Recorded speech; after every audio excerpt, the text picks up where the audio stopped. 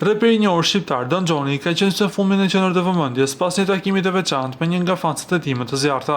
Bëhet fjalë për Simona Moldovan, një bukuroshe nga Romania e cila ka dorëhequr interes të madh në rrjetet sociale.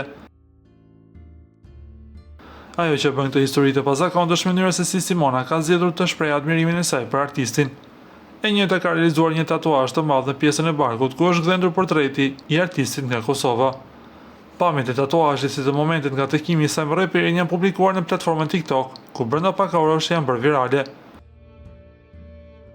Në videot e postuara, Simona shfaqet e emocionuar dhe krenare për vendimin e saj, duke theksuar se ky gjest përfaqëson lidhjen e saj të veçantë me muzikën e reperit.